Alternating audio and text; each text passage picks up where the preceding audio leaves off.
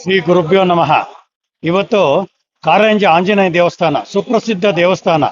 ಈ ದೇವಸ್ಥಾನಕ್ಕೆ ಇವತ್ತು ಆದಿತ್ಯ ಅಂತ ಹೇಳಿ ನೀವು ನೋಡಿದ್ದೀರಾ, ಟಿವಿ ಸೀರಿಯಲ್ಲು ಮತ್ತೆ ಸಿನಿಮಾಗಳಲ್ಲಿ ನಟನೆ ಮಾಡ್ತಾ ಇದ್ದಾರೆ.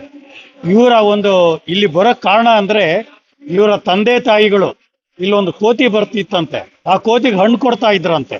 ಆ ಒಂದು ಇದನ್ನ ಇವ್ರಿಗೆ ಹೇಳಿದ್ದಾರೆ. ಇವ್ರು ಇಲ್ಲಿ ಬರೋಕ್ ಶುರು ಮಾಡಿದ್ದಾರೆ. ಅವರ ಒಂದು ಅಭಿಮಾನದ ಮಾತನ್ನ ಕೇಳಿ, ಈಗ ಇಂಥ ಭಕ್ತರು ನಮಗೆ ಬೇಕು, ಇದಕ್ಕೆ ಅಂತರಂಗ ಭಕ್ತರು ಅಂತಾರೆ. ಸಿನಿಮಾದಲ್ಲೂ ಒಳ್ಳೆ ಅಭಿವೃದ್ಧಿ ಆಗಿದೆ ಇವರಿಗೆ.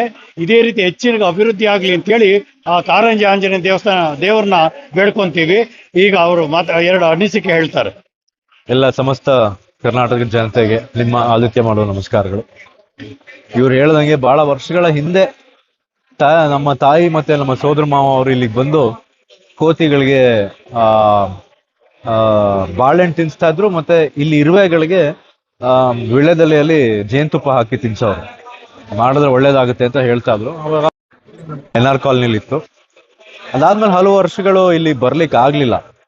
ಮೊನ್ನೆ ದೊಡ್ಡ ಗಣೇಶ ದೇವಸ್ಥಾನಕ್ಕೆ ಹೋದಾಗ, ಅಲ್ಲಿ ವ್ಯಾಸರಾಜ ಮಠಕ್ಕೆ ಹೋದಾಗ ಅಲ್ಲಿ ಹೇಳಿದ್ರು ಕಾರಂಜಿ ಆಂಜನೇಯ ಸ್ವಾಮಿ ದೇವಸ್ಥಾನಕ್ಕೆ ಹೋಗಿ. ಸೊ ಇಲ್ಲಿ ಬಂದೆ, ದ್ವಾರ ಮುಚ್ಚಿತ್ತು. ಬಟ್ ಇವತ್ತು ಆ ಸ್ವಾಮಿ ಕರ್ಸ್ಕೊಂಡಿದ್ದಾರೆ. ಇನ್ಮೇಲಿಂದ ನಾನು ನನ್ನ ಕೈಲಿ ಯಾವಾಗ ಆಗುತ್ತೋ ಅಥವಾ ಆ ಸ್ವಾಮಿ ಯಾವಾಗ ಕರ್ಸ್ಕೊತಾನೋ ಇಲ್ಲಿಗೆ ಬಂದು ನನ್ನ ದರ್ಶನವನ್ನ ಮಾಡಿ ನನ್ನ ಆಶೀರ್ವಾದ.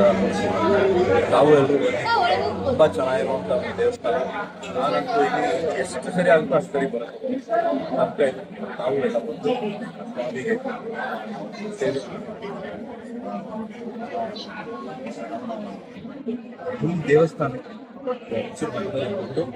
ಸ್ವಾಮಿ ಆಶೀರ್ವಾದ ನೋಡಿ, ಆದಿತ್ಯ ಅಂದ್ರೆ ಸೂರ್ಯನಿಗೂ ಆಂಜನೇಯನಿಗೂ ಬಾಂಧವ್ಯ ಚೆನ್ನಾಗಿದೆ. ಹಾಗಾಗಿ ಅಂತರಂಗ ಭಕ್ತ ಇವ್ರನ್ನ ಕರೆಸಿದ್ದಾನೆ. ಶತಮಾನಂ ಭವತಿ ಶತಾಯು ಪುರುಷ ಶತೇಂದ್ರಿಯ ಆಯುಷೇವೇಂದ್ರಿಯೇ ಪ್ರತಿಷ್ಠತೆ.